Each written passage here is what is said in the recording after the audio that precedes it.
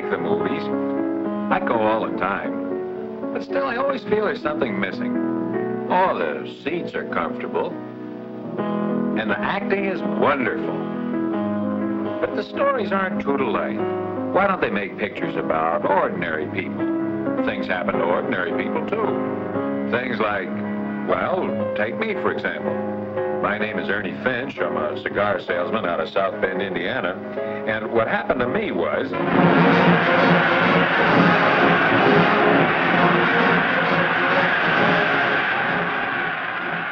Well, as you all know, the war to end all wars wound up in the fall of 1918, and the armistice changed my whole life. It killed my wife's Uncle Fergus. Uncle Fergus had a small sausage factory and a big war contract. And when the armistice came so suddenly, he also had a stroke. I guess he died of a broken heart because he only had 1 year to sell bologna to his country. But they buried him close to where he'd always wanted to be, in the neighborhood of $100,000, of which my wife Ella and her kid sister Kate got $30,000 apiece. Well, time heals all wounds, and life was good. Everything they promised me about the post-war world had come true. I had my wife had money, I had a good job, my wife had money, Katie had money, and Katie also had her steady boyfriend, Willis Gilby, a clean-cut American butcher. Yes, life was good enough, but I guess Willis wasn't. Katie needs a higher type man than Willis. Only she'll never meet any in a place like South Bend. Where else is there, for instance? For instance, New York. New York City, that's where. Heard of it. It's the only place. It's the big town. That's where she'd have a chance to meet someone with money and position. It's just as easy to fall in love with a man like that. You mean you'd let a sister of yours marry for money? I know a sister of hers that wouldn't mind if she had. Well, as far as I'm concerned, couldn't find a better man for Kate than Willis.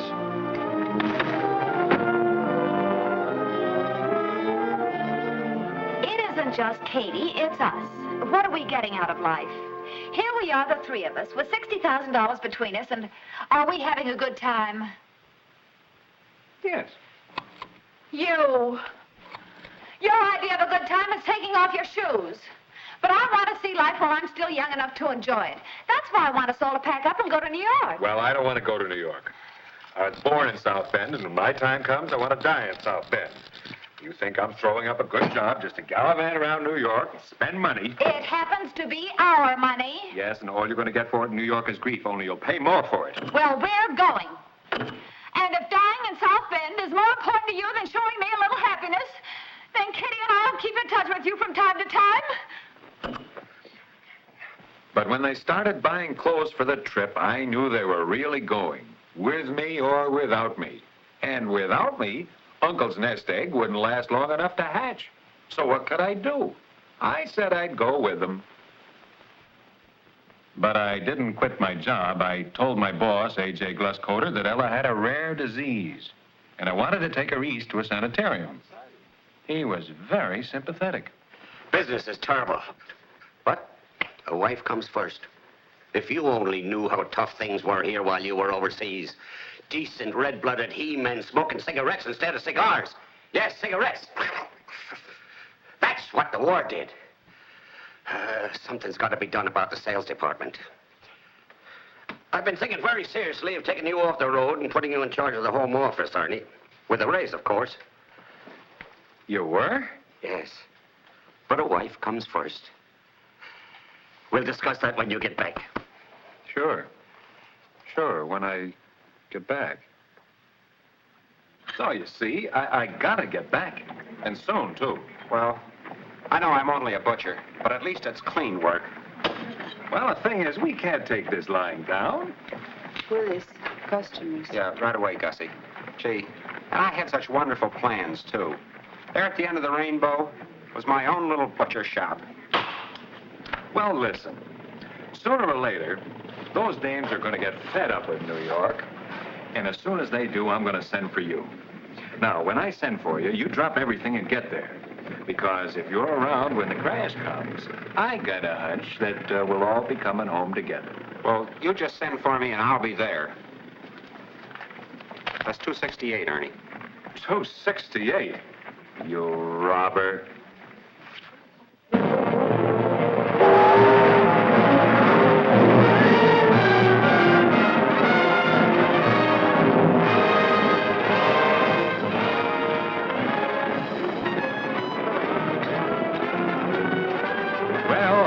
Done what I could, and a couple of days later, we were on our way to New York to get beautiful Katie a husband and see some life. We were on a slow train, and we had plenty of time to work up an appetite. My two heiresses didn't wish to be the first ones in the dining car, and they got their wish. Why don't you do something?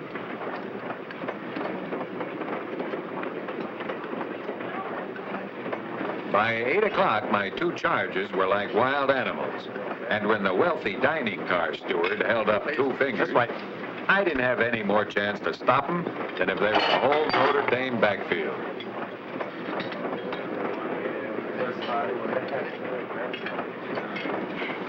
Thank you.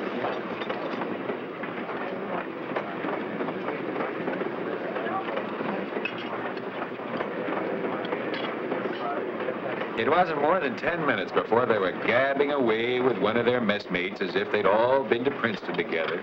Even from where I was standing, I could tell that this was a citizen of New York. You couldn't miss it. Everything about him was sharp. The cut of his collar, the knot on his tie, the way he had of looking at people as if they were side dishes he hadn't ordered. One, please.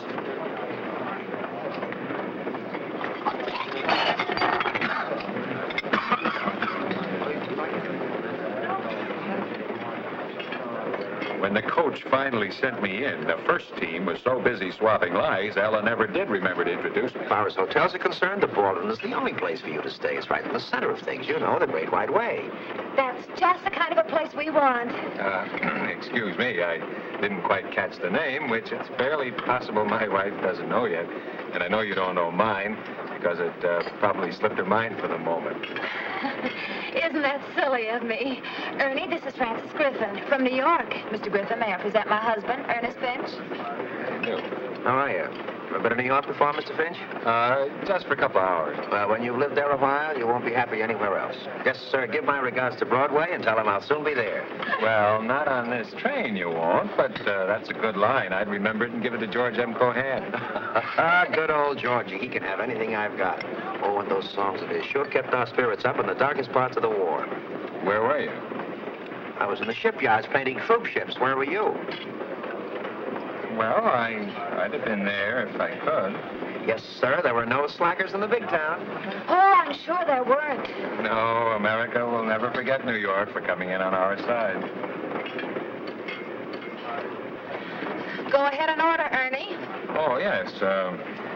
I'll have the Victory blue plate. Yes, sir.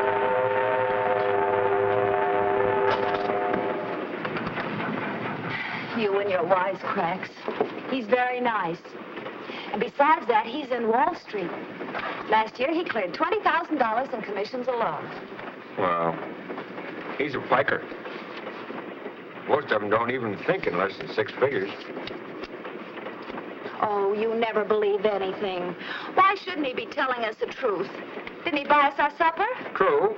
Of course, I've been buying you breakfast, dinner, and supper for over 5 years, but that doesn't prove I'm knocking out any 20,000 per. You should have seen the way he looked at Katie in the diner. He looked as if he wanted to eat her up. Everybody gets desperate in the diner these days. Do you know, he thinks our $60,000 won't go very far in New York. I doubt if it'll get as far as New York. What made you clam up on him? After all, you'd known the man over 20 minutes. Why didn't you confide in him? Oh, hello there. Hello. You know, we were just remarking how well you two young things seem to be getting on together. We were wondering what on earth you could find to say to each other all this time. Well, just now, I think we were discussing you. Your sister said that you'd been married for 5 years, and I felt like calling her a fibber. I told her you looked as though you were just out of high school. Oh, Mr. Griffin, you New York men are such flatterers. The wife tells me that you're on the stock exchange. Well, only in a small way, but they've been pretty good to me down there. I knocked out 20,000 last year. That's what he told us in the diner. There's no reason for a man to forget that kind of money between Elkhart and Cleveland, even on a slow trade. Well, 20,000 isn't a big income in New York, but I managed to get along and have a little fun on the side. Oh, but I suppose it's enough to keep one person? Of course. But they say two can live as cheap as one. Not my two.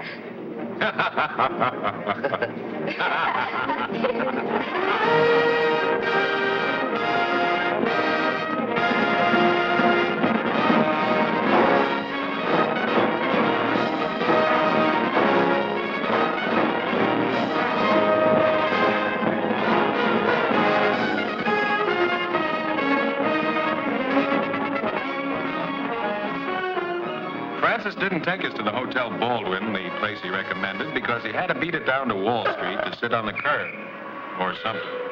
And it was then that we had our first contact with a foreign language spoken only in New York. Hey, Mac, I can't wait all day to choose up signs. You want to hack or don't you, hey? Beg your pardon? What you waiting for? 2 cents plain air? I gotta make a buck too, hey, so make up your mind. Either you do or you ain't.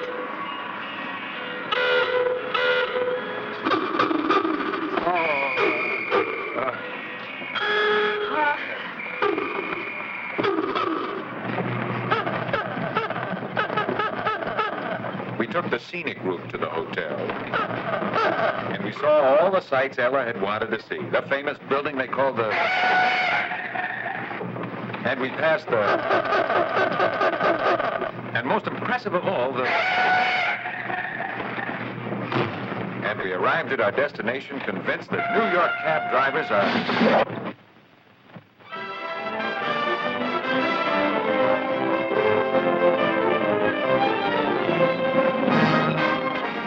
Francis had forgotten to tell us that in New York, the convention season is all year round, and the Baldwin is pretty crowded. But we got a regular big town welcome. New York hotel clerks have an answer for everything. No. Calling Mr. Gilpin. This joint's a joint. What's the matter? Well, they won't give us anything without a reservation. They won't give us a reservation because we don't manufacture corsets. We gotta go someplace else. But Ella figured that as long as we'd gotten a tip on the place from Wall Street, it called for a small investment. It seems Francis had wised her up to a little New York game called Grease the Open Palm. How do you do? I'm Mrs. Finch. Oh, how do you do, Mrs. Finch? Yes, we have your reservation. 2 rooms with connecting bath, $15 a day. Thank you. And for the first time they played it, the heiresses made a nice score. They're going to give us 2 rooms with a connecting bath for $15 a day. Give us is good. Francis didn't get around to calling us that night, so the heiresses decided that I should take them to a fancy restaurant on Broadway where they could see some life. From what I could see, everybody in New York has the same idea, and they all get it at the same time. It's another local game on the order of football, only the use of the knee is encouraged. And New York people are so careful about keeping their sidewalks clean. They all walk on tiptoe. Yours. So we finally fought our way back to the hotel dining room, where we learned something else about New York. Everybody is very polite. Excuse me, what time is it? That's not my table. And on every side, all you see are helping hands, helping themselves. Oh, hello again. Hello.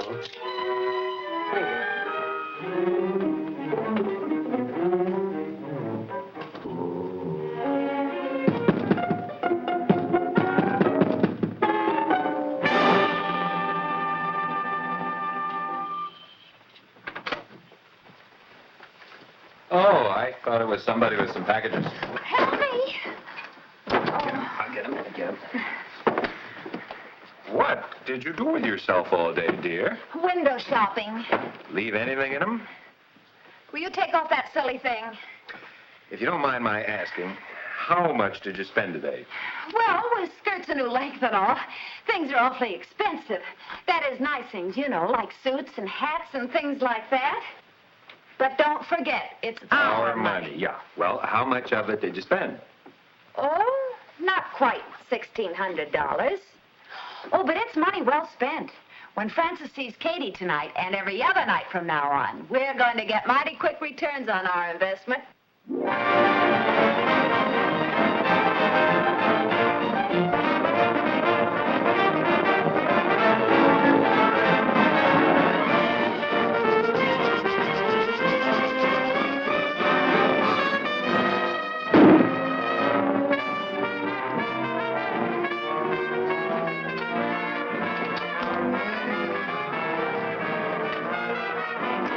I don't know. I never drank this much before Prohibition. Here, maybe this will help you. Oh, thank you. Just a minute. Something for you right here. There you are, my girl. Oh, you. But I wasn't too drunk to enjoy dancing with you, sis. Boy, we make a great team. And that Francis is pretty foxy, too. Dancing all night with an old married lady just to stand in good with the family. I don't know. He's changed. He acts kind of shy lately. He didn't hardly say a word to me all last night. Or tonight either. Well, if you're both through talking for a minute, maybe I can tell you something.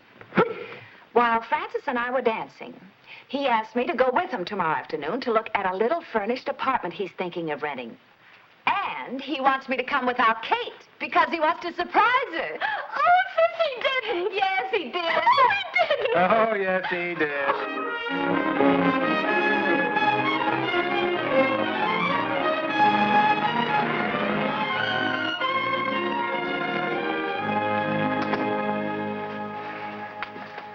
Well? It's really quite nice, Francis. I like it. Oh, I'm glad. How about a glass of sherry? Where's the kitchen? It's right in there. Oh, yes.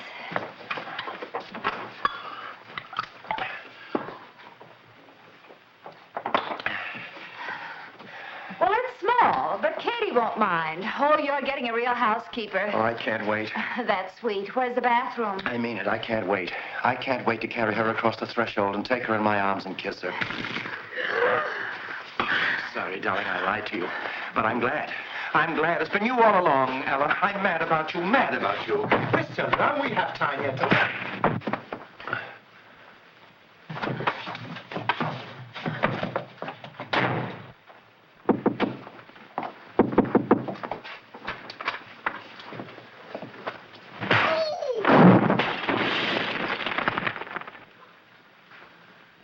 Nice apartment.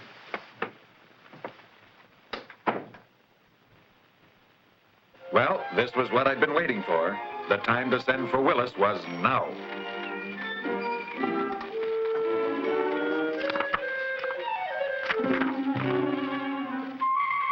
Now? Just what it says. That's all? That's all. You're entitled to 10 words, you know. Yeah, I know. But just send it the way it is. There's no extra charge for 10 words, you know. It costs the same as 1. Yeah, I know, but just send it the way it is. Okay. Don't you even want to say love? No. No extra charge for love. This fella I'm sending it to, it happens we're friends, not sweethearts. What is it, in code? My friend will understand it. I don't understand it. I'm not sending it to you. Would you just send it the way it is? Look, maybe if you explain it to me, I could help you phrase it differently. It's phrased fine the way it is. What's the matter? Don't you trust Western Union? Look, Senator, I'm paying for 10 words. But you send it just the way it is there. Put the other 9 words on somebody else's telegram. Hmm? Don't take it to heart. Wise guy. What do you mean you wired Willis to come to New York? Just what's he going to do after he gets here? Well, now that Griffin's disqualified, I mean, at least we know who Willis is crazy about. Well, wouldn't it be nice to see a familiar face? Your face is familiar enough. We don't need Willis Gilby. So you just better send him another wire and tell that butcher boy to stay right where he belongs. Meanwhile, back in South Bend, A.J. Gluscoter was writing me threatening letters. Consequently, Ernie, in view of business conditions, I do not know how long the home territory can continue without an active manager. A word to the wise is sufficient. Yours truly, etc., etc. Wait a minute. There's a postscript. P.S. My best to Ella. And if you have a moment, please give some thought to our suggested new slogan. A woman is only a woman, but a good cigar is a smoke.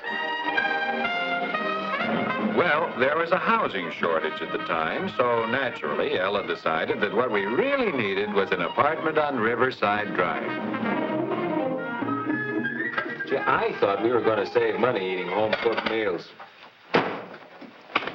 So far, the only cooking being done around here is done by the delicatessens. Well, now, Ernie, it's really much cheaper that way these days. You know, eggs aren't 34 cents a dozen anymore. And butter. And do you have any idea what a sirloin steak is? No. What is a sirloin steak? I want to sound choosy, but I'm getting pretty tired eating dill pickles. With dill pickles. Talk about experiences. I just had a ride home, and it wasn't on a streetcar, and it wasn't on a subway, and it wasn't in a taxi, and it wasn't on a bus. Broomstick? Oh, tell us about it, sis. A limousine. And whose do you suppose it was? The man next door. His name is Trumbull. He's seen you around the building, sis, and he's just wild about you. A limousine? Well, what's he like? Stunning. Tall. He wears dandy clothes, and he has the cutest little mustache that curls up at the ends. Oh, that's cute. How can we eat? Oh, sis, how old is he? Well, he's the kind of man where you can't tell how old they are. Oh, but he's not old. I'd say he was, well, maybe he isn't even that old. But he must have lots of money, and I don't think he's married either because he said he was keeping bachelor quarters. Well, and he's not only rich, he's got brains. How can we eat? Will you have a little patience? This part will be of interest to you, I'm sure. Mr. Trumbull's invited us all over for some drinks tonight. I acquiesce. Now can we eat?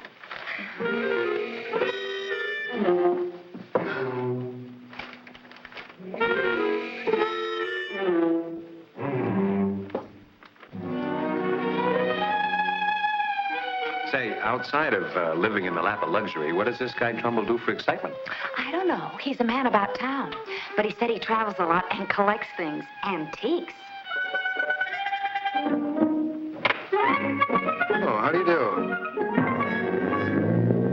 For a second, I thought it was one of Mr. Trumbull's antiques. But it turned out to be the man himself. Oh, yes, he was a man about town, all right. But the town had changed a lot since then. Still, he and Kate did have one thing in common.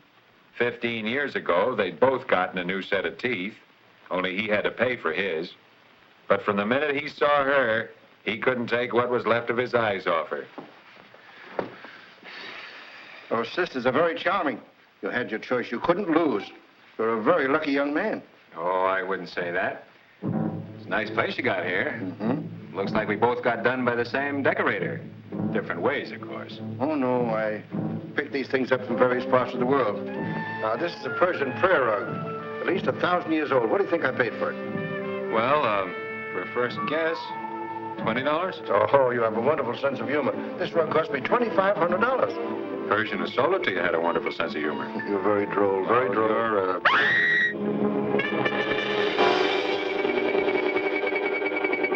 Look at that. I wish I'd been nicer to your mother. Isn't it horrible? What is it? I think it's just terribly exciting. Yeah, there's quite a history connected with that. But if you think that's horrible, come, I'll show you something. Come this way.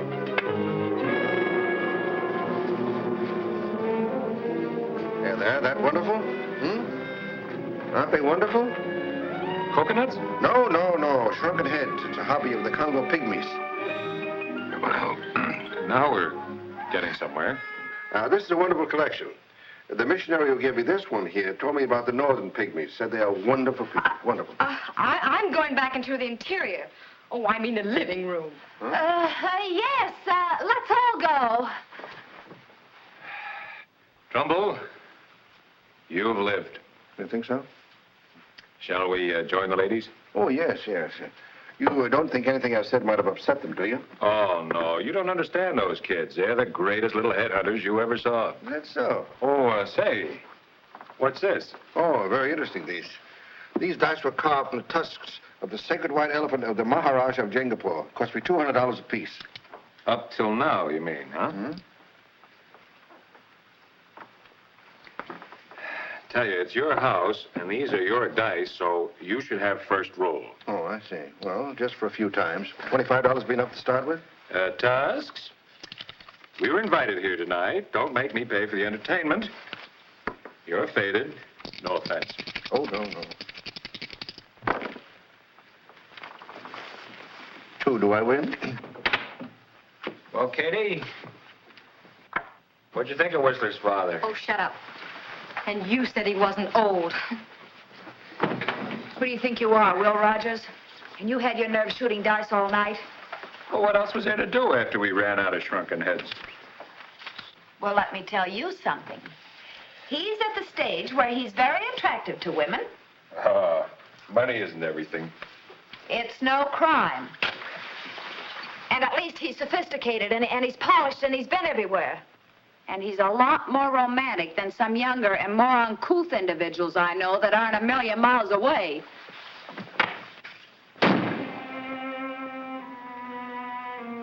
Romance? After 5 years of marriage? But if romance was what she wanted, romance she was gonna get.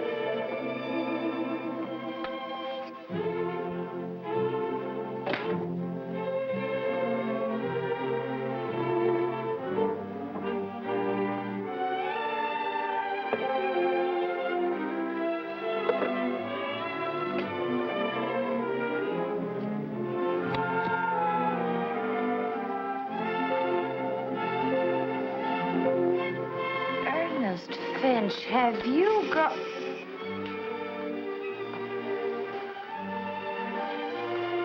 This reminds you of anything? You're a nut.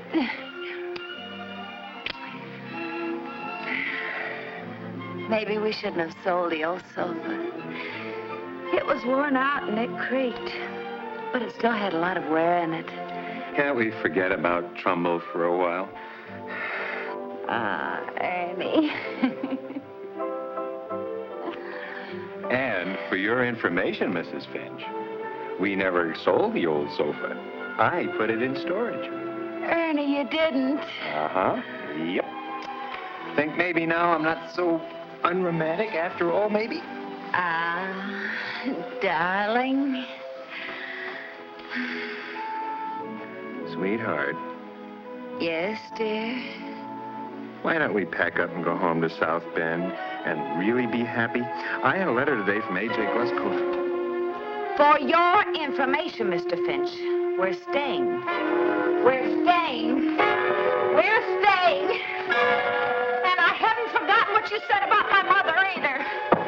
So until further notice, you can sleep right where you are. But sweetheart... And shut up!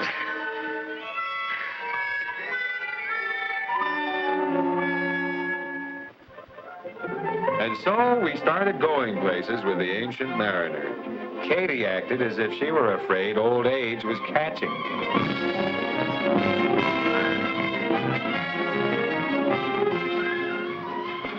I don't think she likes me. Oh, give her time. She's just a kid. Yeah, but what a kid. Now, wait a minute. I don't care. He's too fresh. He squeezed my waist. How'd he ever find it? Hey, listen, if you'd ordered breast of guinea hen at $7.50 a throw on me, I wouldn't have stopped at your waist. I would have gone for your throat. Finally, Ella thought it was time for the two young things to be alone. Just a moment. I want you to come to my apartment. I have a big surprise for you. Oh, I don't know. Oh, just a moment. It won't take a moment. great surprise for you. Do you like it? Oh, Mr. Trumbull. Isn't that beautiful? You shouldn't. Oh, it's nothing at all, but I have another wonderful surprise for you. Why should we go out to a crowded restaurant and be waited on by insolent waiters when we can have a wonderful luau right here in my apartment? I don't know. What's a luau? Oh, you'll love it. You'll love it. A luau is a Hawaiian banquet. Wonderful food. See? Real Hawaiians. I got them in Greenwich Village. Oh, you love Hawaii. I'd like to take you there. The trip across the blue Pacific is absolutely wonderful. Wonderful. I get seasick. Oh, no, not on the Pacific. It's just like a sea of glass. Here. These ladies are a symbol of friendship in Hawaii. Aloha. Aloha, aloha, aloha. Aloha. Aloha. Aloha. Cute. Dinner's ready. Shall we sit down Hawaiian style? Aloha, aloha, aloha. Ah, here we are. This is wonderful. This is the cup that cheers. Oh, this is beautiful. Here, to your beauty, my dear, to your beauty. Oh, yeah. What is it? It's Hawaiian punch, but it needs a little more punch.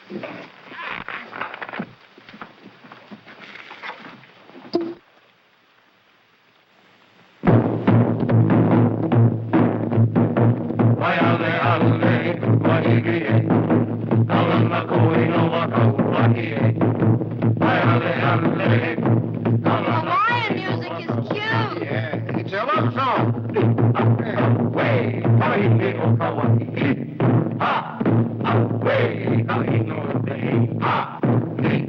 Isn't this delicious?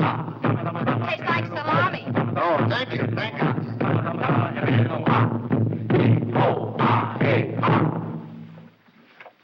Eddie, the most exciting thing ever came into my life. I wonder what beautiful thoughts are roaming through that wonderful brain of yours. That was the best salami I tasted in New York. Wonderful girl, wonderful girl. Aloha. Aloha, aloha. Aloha, aloha. Aloha, aloha, aloha. Where are they going? I want more music. Oh, we can get music with it. I'll take care of that. Never mind, I'll take care of them without those fellas. There we go.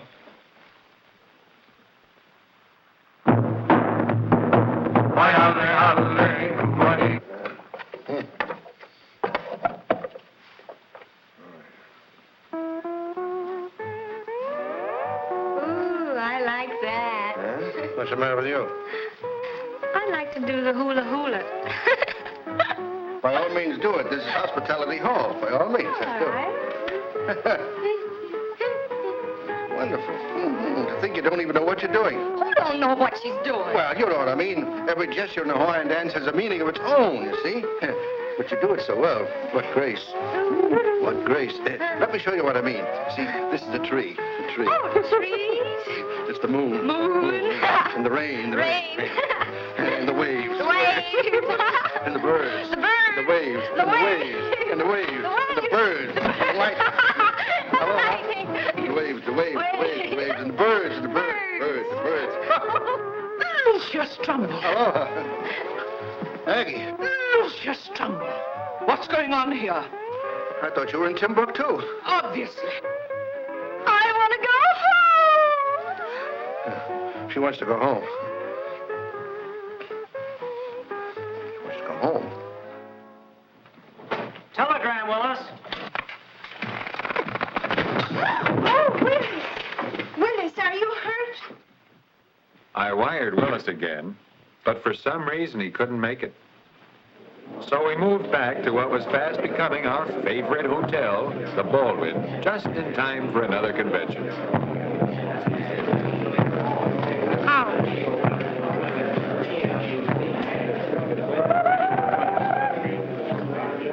How? My name Finch. This time we got 'em reservation. You had a reservation? You're 25 minutes late, and we've canceled you out. Oh, now, wait a minute. You can't... Pardon me, folks. The voice belonged to a guy who looked like he belonged to a horse. But this was no ordinary cowboy. Can a stranger be of any assistance? Look, I'm sure you can find some accommodation for this job. Then he introduced himself as Herbert Daly and told us he owned a lot of racehorses that were running in Jamaica.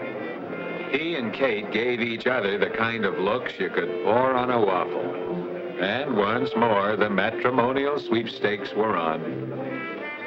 Ever watched them improve the breed, ma'am? Been to the horse races, I mean. Oh, we just love them.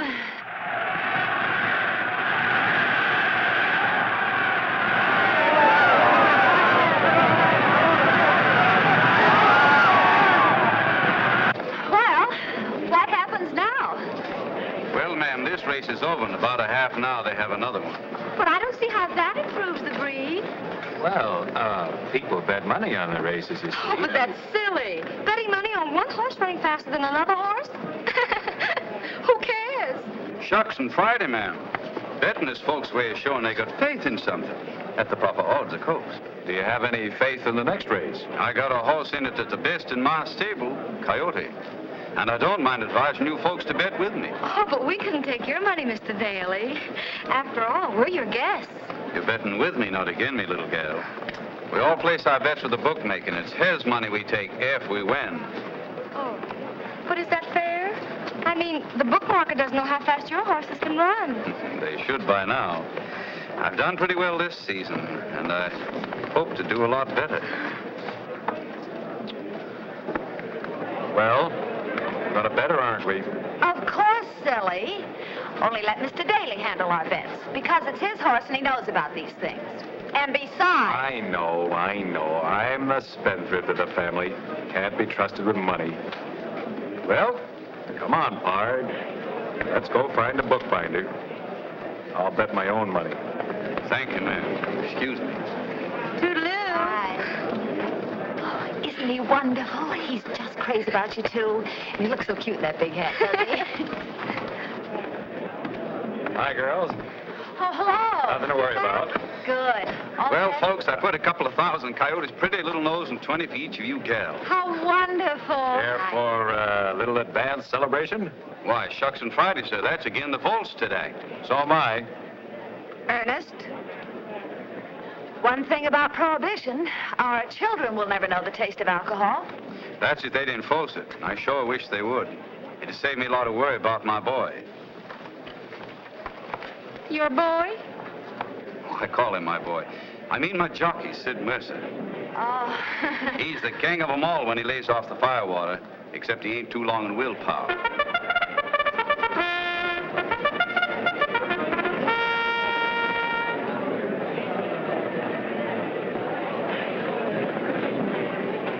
There's Coyote number 5.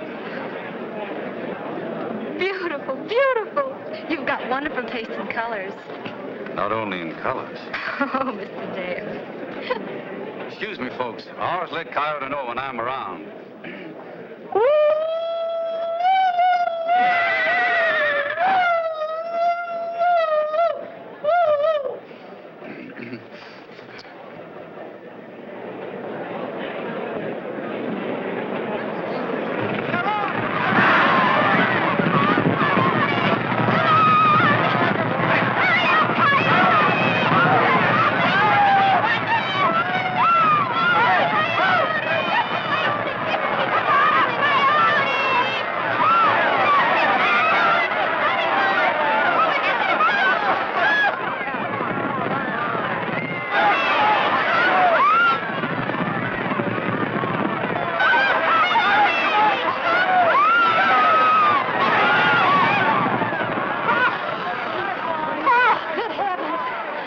Nobody but Mercer could have done it. Come on, let's go back and meet him. He rode a great race.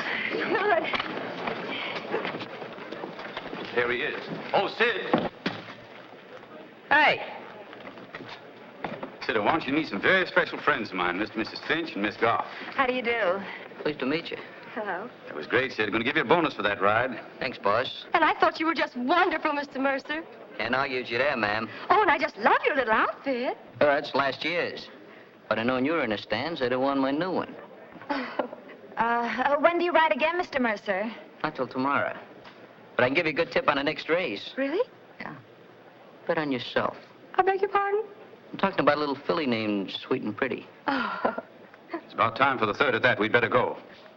Oh, yeah, me too. Well, so long, everybody. Bye, Mr. Mercer. Just call me Sid. He's kind of cute. Oh, but then I suppose he does have trouble finding girls his own size.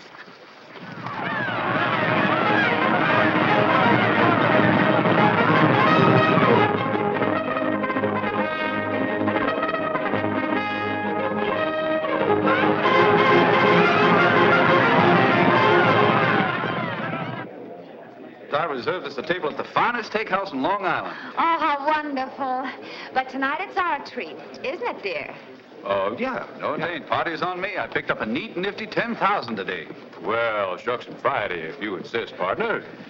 Gee, I'm sorry, but I've got a date tonight. Oh, it's just the boy I met here when we first came to New York. Sherman. Eddie Sherman, you remember him, sis. Well, he called up and just insisted I have dinner with him tonight, and, well, I just had to say yes. Well, I wasn't very hungry anyway. She's a little fool. Just because she knows he's crazy about it, she starts playing hard to get. Say, who is this Sherman, anyway? Who is this Sherman? Shucks and Friday, man, that's what I want to know. And he certainly can't be as good a catch as Daly. Well, when last seen, the bankroll was galloping rapidly downhill in the neighborhood of $17,000. No, 16. Don't know how Katie's is doing, but it can't be much healthier. I think this is her now.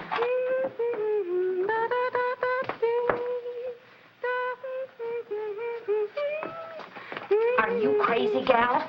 The first thing you know, Daly's going to get good and mad and walk out on you. Look at her. Just who is this Sherman, anyway? Oh, that's just the name I made up in front of Herbert. It's really Sid Mercer. Sid Mercer? Do you mean you're fooling around with a jockey when Herbert Daly is ready and willing to give you everything you could ever want? Sid's making more than enough to support a wife. Oh, and how that boy can dance. Dance? Listen, I'm not married to either one of them yet, and I don't know if I want to be. Well, you're not going to have the chance to marry Daly if he finds out about you and Mercer. I knew it. Excuse me for breaking in on you, but I just got a wire and I got to go down to Louisville on business. Oh, I'm sorry, Herbert. How long will you be gone? About a week. But I've left word for you to use my box at the track whenever you want. Kate, I'd like to have a word with you alone. That is, if the folks don't mind. Oh, of course not.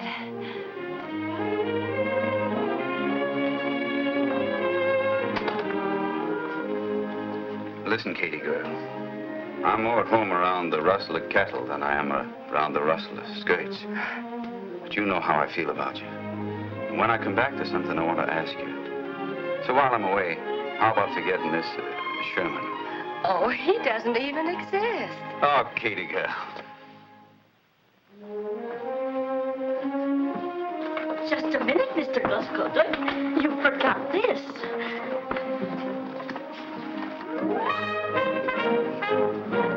I hope you have a nice time at the convention.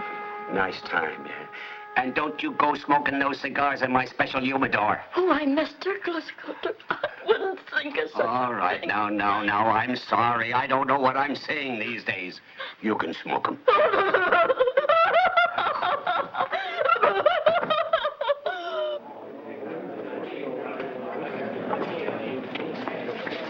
Left at the post.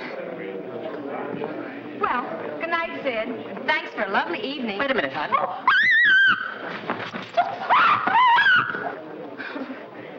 I'd like to talk to you for a minute.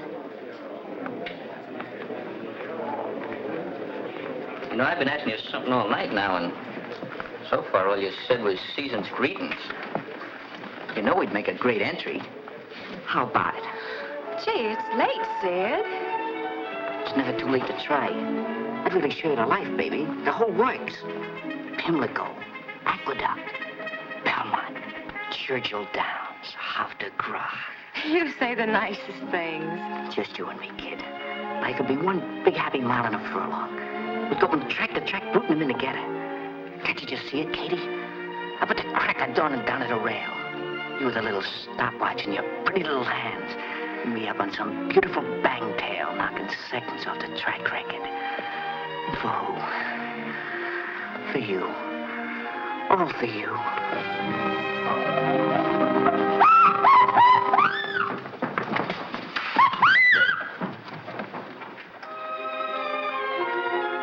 Now, what do you say, sugar? What's your best bet for tomorrow? You. Tomorrow and every day. Come on, Sid, I'm serious. Hey, you really got it bad. But that's good. Tomorrow, the word's out on a pig called Fragrant Flower. Right in the nose. Then, of course, on Saturday, it's me and Coyote and American Handicap. You can bet your bloomers on that one. Sid, you're terrible. Night. But you haven't even... Good night, Sid. Oh, good night, Katie.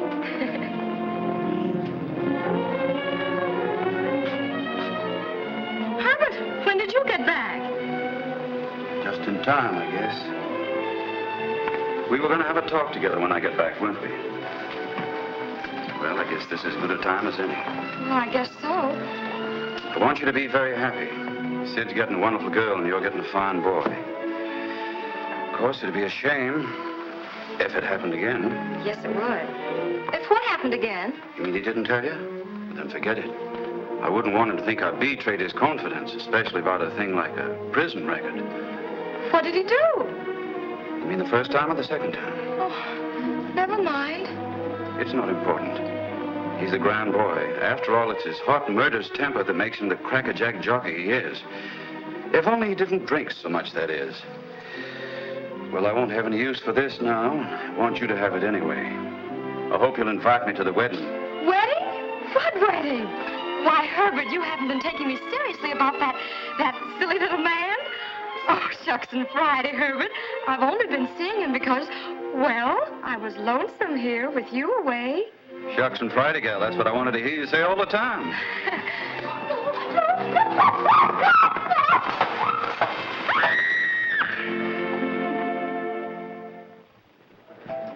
So this guy starts winking at my girl. I said to him, buddy, if you gotta go around winking at people, you should be wearing blinkers. He says, I ain't winking at nobody. I got St. Vitus stance. So I unloaded my equalizer and I manicured his toenails. For that little thing, I got 11 months. And this rat Daly has to come along and make a big thing out of it. Bust me up with Katie. Well, that's a tough break, Sid. But you got me down here to square you with her. I don't know. Square your shoulders. Sit down. We'll have another. They said before you couldn't square nothing. But I can. You think Daly's a pretty straight guy, don't you? Well, would you like to know what he once told me about you and your missus? Never mind, Sid. I'd rather not eavesdrop.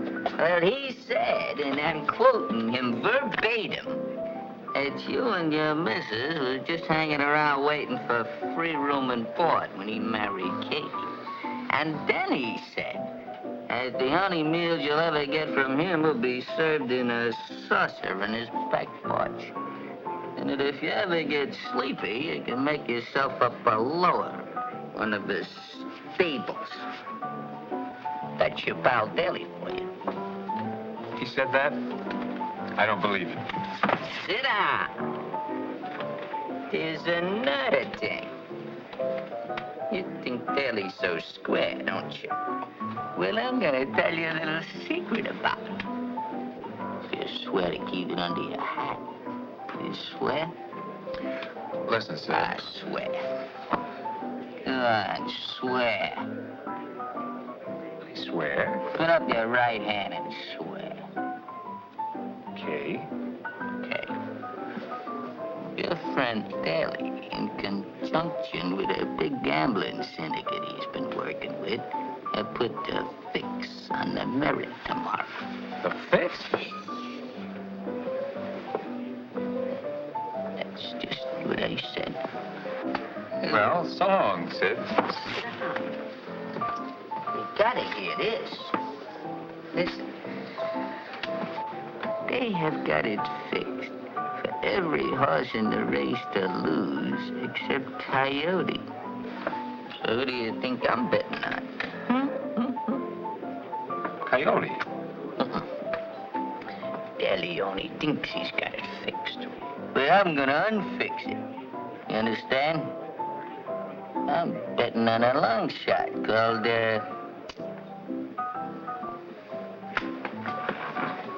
on a bright. Now, ordinarily, his nag couldn't run from here across the street. But I just kind of got a hunch. So I'm betting on a bright. And I think I can convince some of the other jocks to do the same thing. You don't really mean that, do you, Sid? You think so? The day of the Merrick dawned bright and clear, which was more than I could say for my head. But I thought I'd better tell Daly what was up.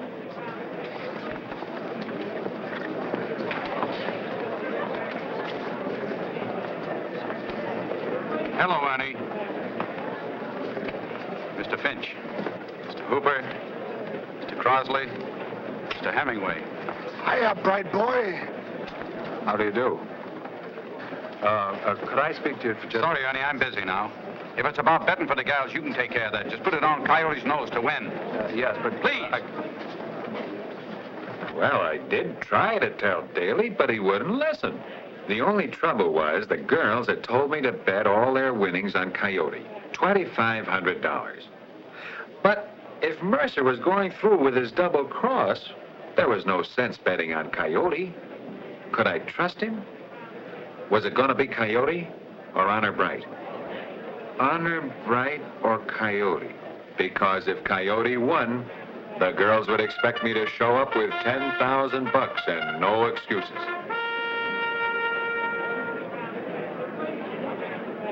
I didn't know what to do. It all depended on Mercer and what he was going to do.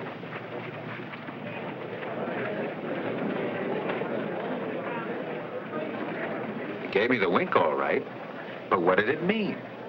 Coyote or Honor Bright? Honor Bright or Coyote?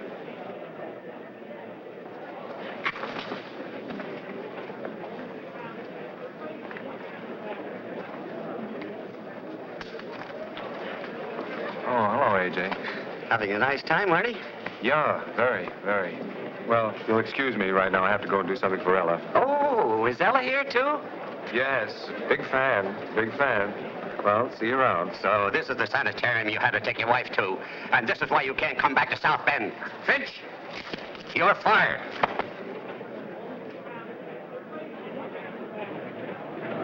Well, I finally made up my mind. I didn't bet for the girls at all. I took a chance and bet $1,000 for myself on Honor Bright, the nag that ordinarily couldn't run across the street. There's Coyote, number 2. Mercer's gonna give him the ride of his life. I know he will. Excuse me.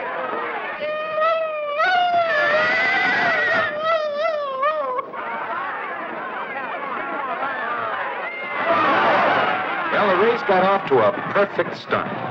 Coyote was left at the post. But I guess Mercer couldn't hold it. He probably forgot to tell the horse what he had in mind.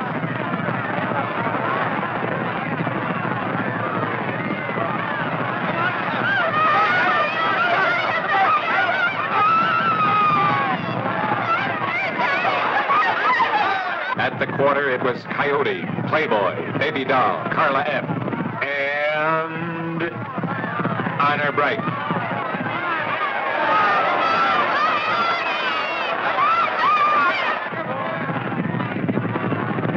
But it still looked like anybody's race. Anybody but Honor Bright. At the half, it was Coyote, Carla F., Playboy, Baby Doll, and Honor Bright.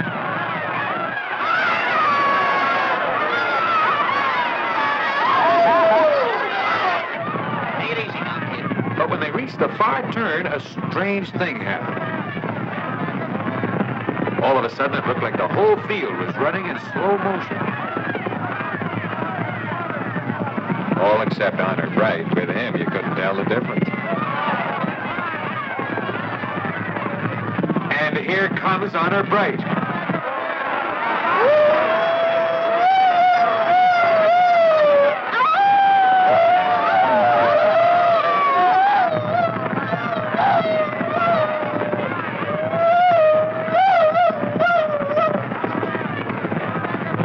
And here comes Honor Bright. And when they hit the stretch, Honor Bright made his bid. He thundered into the lead. But how he stayed there, I'll never know.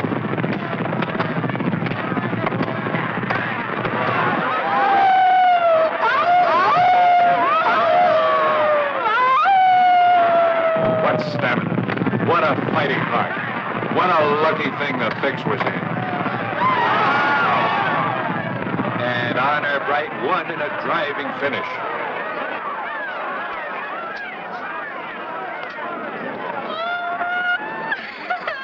I can't understand it. Me neither. I need water. Water. Pinch, 8,000. Pinch, 8,000. Pinch, 8,000. Bill can't figure out what happened. I'll tell you what happened. You told us Coyote couldn't lose. You made us bet all that money. 2,500 lost. That's what happened. Oh, shut that fool face, John. I'm sick and tired and I'm getting... Oh, you can have your ring back. I don't want it. Something go wrong, Bright boy? Something you forgot to tell your pals about? Hold on, partners. You don't think that I had...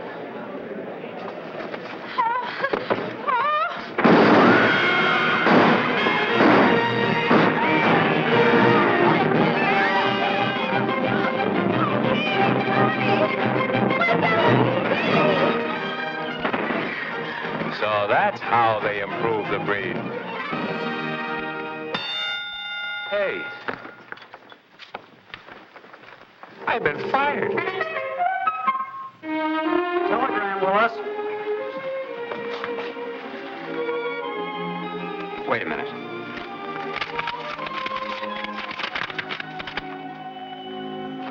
Got an answer blank? Sure. I figured if there ever was a time for Willis to pop up accidentally on purpose, this was it. But he voted nay. Well, as usual, we moved again. I found a suite for us at a place in the 60s called the Graham. It was a theatrical hotel that had a permanent convention of unemployed actors. Some of them had been at liberty so long they knew the Declaration of Independence by heart. But for a change, the rates were reasonable. When we got settled, I put the money I'd won on Honor Bright in a safe place. And I didn't tell the heiresses anything about it because it happened to be my money. Yes, yes. Huge. He's staying here at the hotel. Oh, I do hope you meet him. Oh, I will say he's so funny. So excuse me. Guess who moved in here yesterday? The 5 Flying Flugelmeyers. No, a real celebrity. Jimmy Ralston, the comedian in the Folly.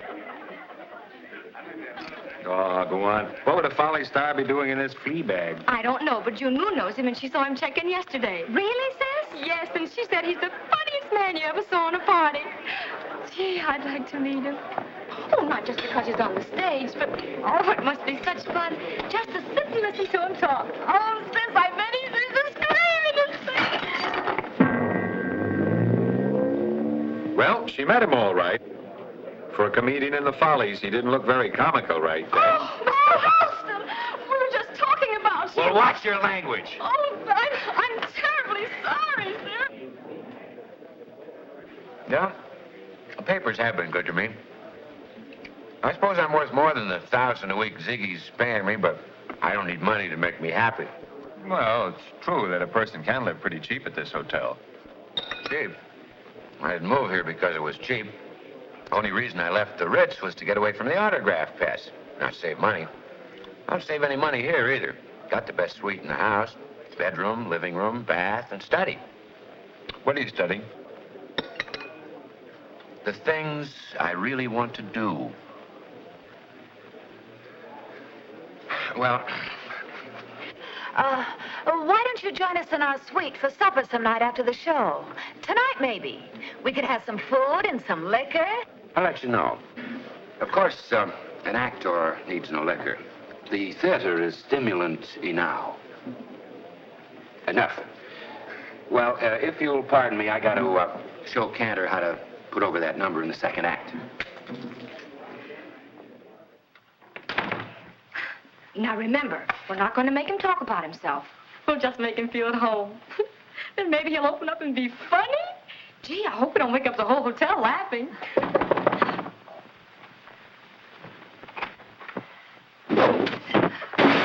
Welcome. Pretty cramped quarters you got here.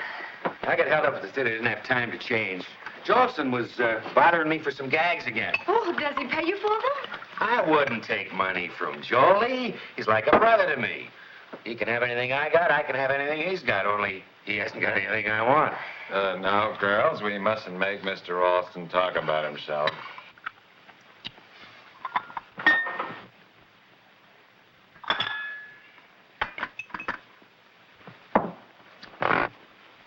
Boy, my mother could certainly cook a chicken.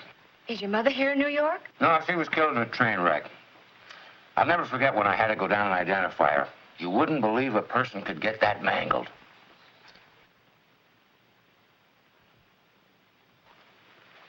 No, my whole family's gone.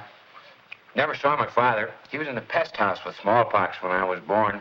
He died there. My only sister died of jaundice. And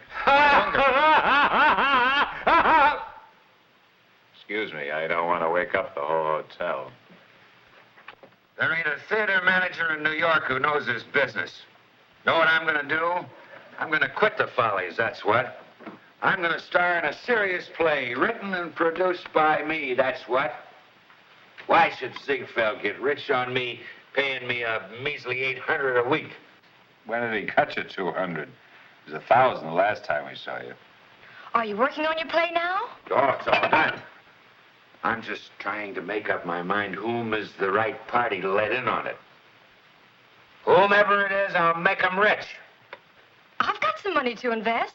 Why don't you tell us about it? Oh, I'll do better than that. I'll go up to my study and get the script. It'll knock you dead. Oh! Oh, boy, what a play. I don't know.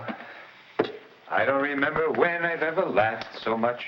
Now listen, just because you expected him to go through his act, well, he's not the kind that shows off or acts smart. He's too much of a man for that. He's a bigger man than I thought. I'm beginning to think the same thing. You needn't make fun of him for getting faint. There must have been something in that last quart.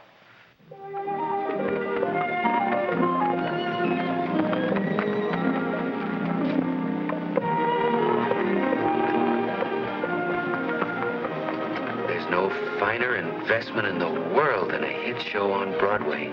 Oh, I don't care about the money. Uncle Fergus left me $30,000, and I've still got most of it left. There are more important things than money. Darling.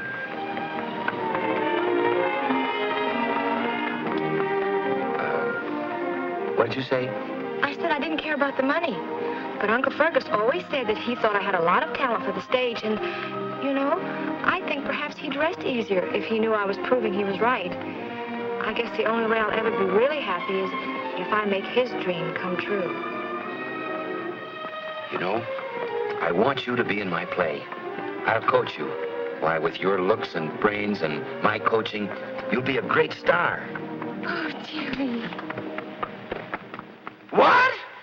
But it won't cost all that. They figured it'll only take $5,000 or $6,000 to get the show started. We gotta do something. You'll do nothing. The show's bound to be a big success, especially with Jimmy in it. And don't forget, he's giving up a $600 a week salary to prove his faith in himself. Hmm? That's what he was really getting. Think he could prove his faith without her 15,000. Can't you get it into your head that this is the best thing that ever happened to her and us? Now we can really settle down here for good. Travel around with real people, stage people. We're going to get everything we came to New York for. You know, I was just now thinking the very same thing. Yeah, I know, Ernie, but Ernie, Willis, listen to me. You've got to come to New York. You've got to have confidence in yourself. Oh, I got confidence in myself. It's just that I don't think I got a chance. Our money's almost gone. You got to do it. I don't even know whether I can get time off. Well, you've still got 2 weeks to arrange it. Now get moving. There's no finer investment in the world than a hit show on Broadway. Ask Katie. Of course, I could let the Schuberts put in the money I need, but what's fair is fair. They've got the student prince. Let somebody else get rich. I consider it an honor to invest in your play, Jimmy. Of course, it's all the money we have left, so let's not tell my husband about it just now, shall we? Okay. Good. Good investment, I mean.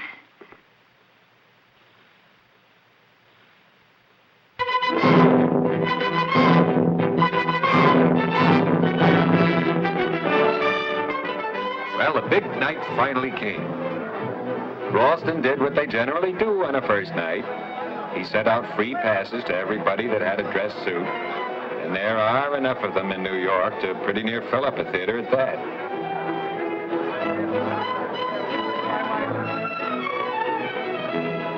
Ella said that all the dramatic critics were there, too. And those are the babies that can make or break a play, because they're very deep students of the theater and have exceptionally high standards. She pointed them out to me. There was scholarly George Spelden of the Gazette, alert Jeffrey Creel of the Express, grave Albert Finnam of the Sentinel, and the most brilliant mind of them all, Waldo Orange of the Chronicle. Well, the curtain went up promptly, a half hour late. The time is July 1917, and there's a war on. Yes, Captain. Yes, Captain. Oh, Mum, it's the captain, and he's on his way home. All I can say is he must have called up from a phone booth on his front porch.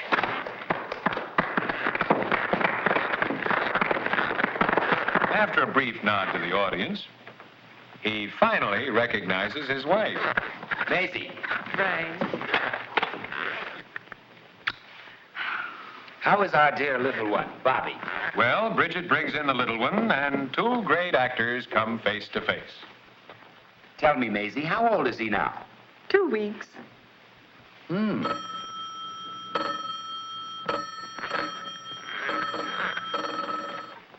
Yes, General.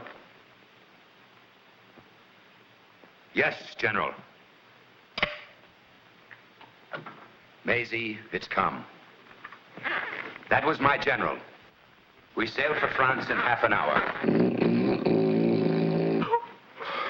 And off he goes to win the war. Goodbye, Broadway. Hello, France.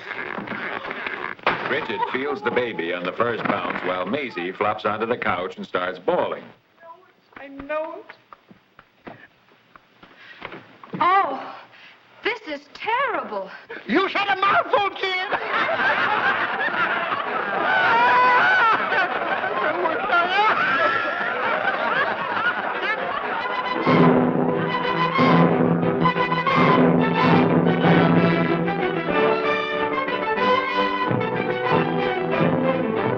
In the next act, Maisie is entertaining what she says is an old friend of the captain's.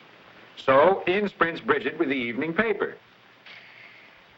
A troop ship has been torpedoed. I don't know. To me, it looked like Willard had been torpedoed. Oh. Courage, my dear. Courage. Among the men lost is Captain F. Shaw of New York. Oh, this is terrible. And it's not getting any better.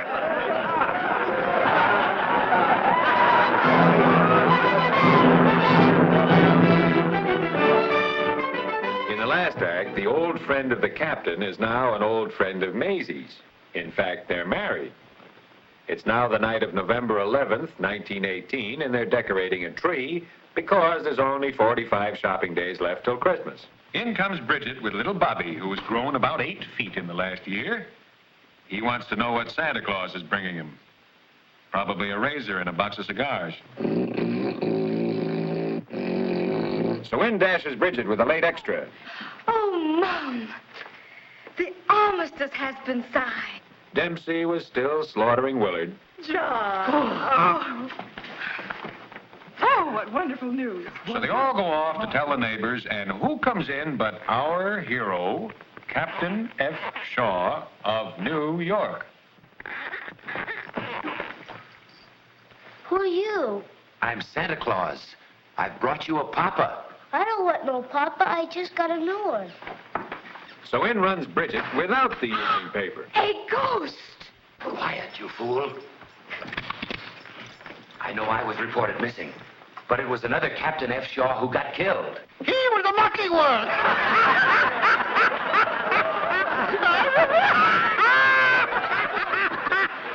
The mum is married again. I know. As far as she is concerned, I am dead and buried.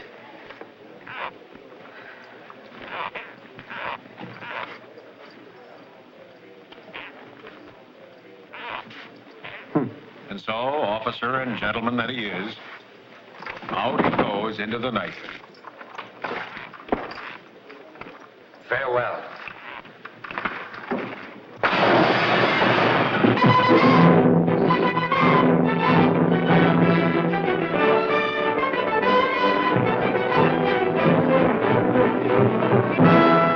Well, he's a rat to fire you, of course, but maybe it was worth $5 or $6 grand to you to find out about him before it was too late.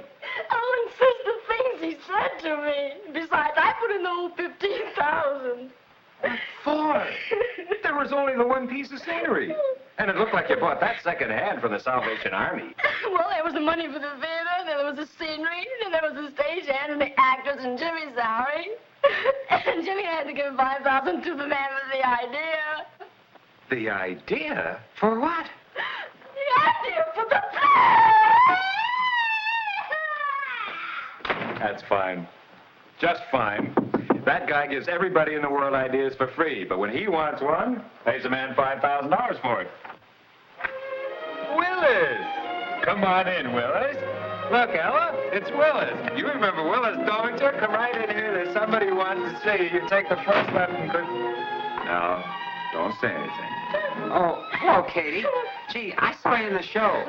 I think you're wonderful. Ah, what is life without romance?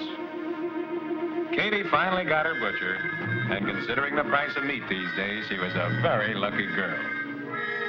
Well, there was only one more thing to be settled. How about it? Let's us two just mosey along back to South Bend. But you lost your job, and we don't have a home there anymore, and we haven't any more money. Oh, I wouldn't say that. You still have $15,462. Oh, no. You too? All your money? Did you invest in that turkey?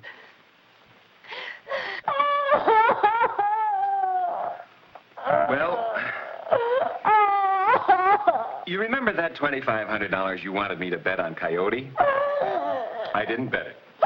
Besides, I won $8,000 on that race. So, putting your money and my money together, we still have a nice little nest egg. You shouldn't put money in your drawers. Advertising, publicity,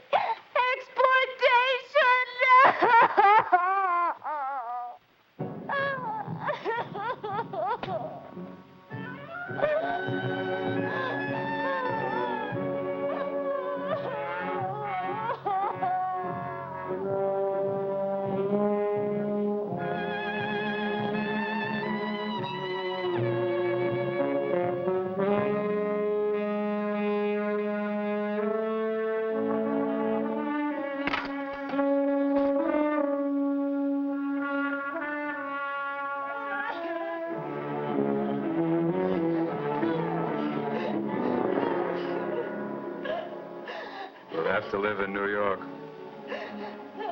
for the rest of our lives. We haven't even got the money to check out with.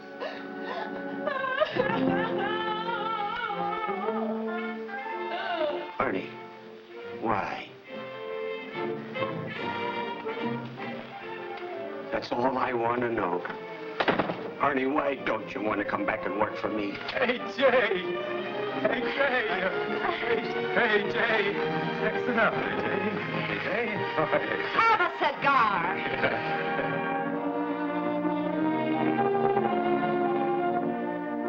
So here we are back in South Bend, Indiana. I have Ella. Katie has Willis. And we have nothing. They say you have to pay for experience, and we certainly paid for ours. With Uncle Fergus's money. And you know, sometimes I wonder if he knew about all this, just what Uncle Fergus would do. Drop dead. Ah.